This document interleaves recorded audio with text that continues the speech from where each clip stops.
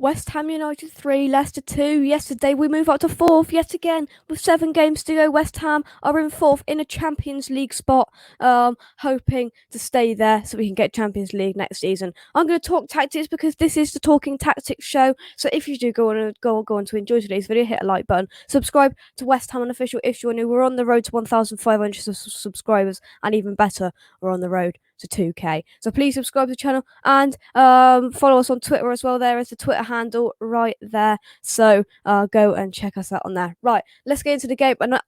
Another three goals scored in the not in the first half, to be fair, because it was 2-0, wasn't it? And then we got another goal just after the half time mark, and we were sat in 3-0 up leaders for the third game in a row. And I was like, please don't do this to me. And then they scored one.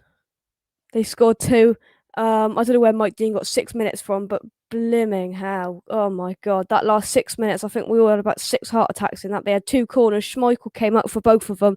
They had a free header right at the end, but they didn't convert it into a goal. So we did get the win. West Ham United 3, Leicester 2. Now, there's a lot of positives to take out of this, the first half, but there's a few negatives to take out of it as well. So we're going to discuss all of it in today's video and tactics going in to the Newcastle game. Right, so Lingard, man of the match for me again. I mean, there wasn't a hit. I mean, he completely won us that game. He scored 2 goals. He completely won us that game. So for me, I think as I said on the review, my man of the match goes to Jesse Lingard because he was just superb again. You know, he was taking us up the pitch. He was lively. He had the awareness of where to go. You know, a great cross from Soufal, and he was there. Superb finish for the first goal. And then you know the second goal as well. Staying onside both of them, and it was just his awareness and just his tactical game is just on a complete another level. And Ole Gunnar Solskjaer must be thinking, why have I let this man go? And let's hope we can snap him up in the summer because we definitely need him. A couple of honourable mentions. I've got to go to Jarrod Bowen as well, and another superb game after the 20th minute. I think all of our players had a good game after the 20th minute. I thought it was a bit boring. It was a bit, we weren't quite with it. We were a bit pedestrian in the first 20 minutes. Once we got going a bit, Bowen and Lingard were superb linking up. Getting the little passes in, getting us moving up the pitch was excellent. Mark Noble as well, for the second game running, he put in a very solid performance. I found a stat that Noble covered more space in the game than Ndidi, and I really did fear that we'd get overrun in the midfield, but we didn't. Perhaps we did towards the end, because it was just one-way traffic completely going to our end.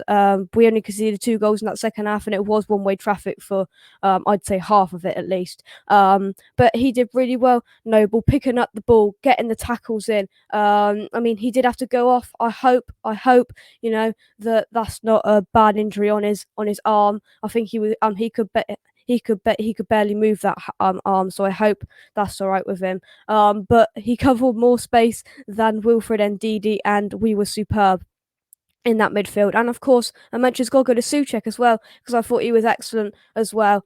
And yeah, so Fabianski in goal. I mean, he was really good. I mean, we did concede 2 goals, but we had quite a few balls they played. They played kind of like through balls through, and he was the man to call to quickly get out of his to get out of the goal, to pick the ball up. He did that quite a few times in the second half. Just that bit of authority in the box. We need communication, and he had it. So there was no mix-ups. Everything was done right. A main thing, and that's why it says on the bottom there, defensive worries, because Cresswell went off injured in the second half. Cresswell injured. What next? Now, if he is out for any considerable amount of time, 1, 2, 3 weeks, I feel, what can Moyes do? Is he going to stay to a back 5? Is he going to go back to a back 4? Now, the 2 options that I've wrote down, I'll go with the most obvious one, and that's what he did in the game. Balbuena slots into that third centre-back position, and we stay with the 2 wing-backs of Masuaku and Soufal. But perhaps, I think we hinted at this in the Aston Villa game when we beat them 3-1. Soufal could come into the could come in to be the third centre back, and then put Ben Johnson. So for Creswell, off, Johnson on, so Johnson could go in that right wing back position, because let's not forget he's not a left back, he's a right back, but he just gets played most of the time in that position. So I think we could give him a go on his favoured side, because he doesn't do bad, on the in the left back position, considering that's not his favourable side. The right is his favourable side. So perhaps give him a go over there. You never know. But I think what he'll do is he'll put Boleyn in there. Let's hope Ogbonna's back for that though, because I said to Dad when Balbuena came on, I said Dawson's got to marshal two centre backs now, not just the one of Diop. But to be fair, mentioned to Diop as well. To be fair, I think I mentioned the whole squad, but Diop was amazing again.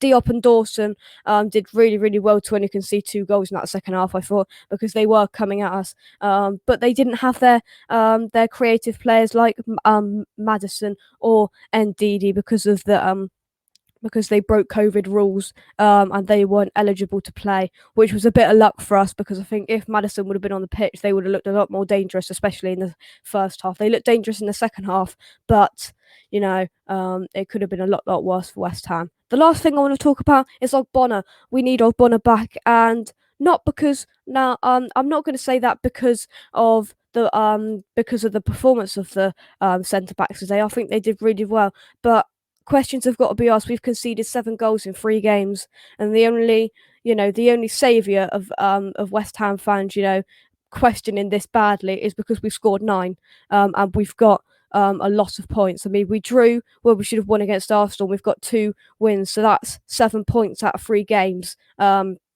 Which we will all very, very, very happily take now after it's happened. 7 points out of Wolves, Arsenal and Leicester is just really, really good. Champions League contention is definitely on, but I feel if it wasn't for Lingard, I don't think we would have scored those 9 goals. Well, definitely, because he scored against Wolves, he scored against Arsenal, he scored 2 against Leicester. So the goals are racking up for him. They really, really are. I think that's 6 or 7 he's scored now, so they are really coming thick and fast. But when Ogbonna's back, I feel like we're not going to concede some of these goals that we are currently conceding. Perhaps some of the players are switching off. I feel when Ogbonna comes back, that will stop, and we'll be back to what we've seen all season, with Ogbonna in there and not conceding stupid goals. But we will see. Hopefully Ogbonna will be back for the Newcastle game. That'll be a massive, massive boost for West Ham as we go into another must-win game. Newcastle, a bit of an easier game, but they're coming into some form. Alan St-Maximin scored a fantastic goal for them as they beat Newcastle at the weekend. So they're coming into some form as well. Callum Wilson is back, which is never good for West Ham because he always scores against us, so it will be a good contest. So that is next week, and then we've got Chelsea the week after, so that's another massive, massive game. 8 cup finals to go, 7 cup finals to go, something like that. It's getting close. We can start thinking it's getting close, guys. That is going to do it. Subscribe to West Ham Unofficial if you want to. That is the talking tactics for West Ham 3, Leicester 2. There's a few negatives, but we're 4th in the league. That is a big positive, and I never thought I'd be saying that in September with 7 games to go. Come on, you irons, and I'll see you very, very soon.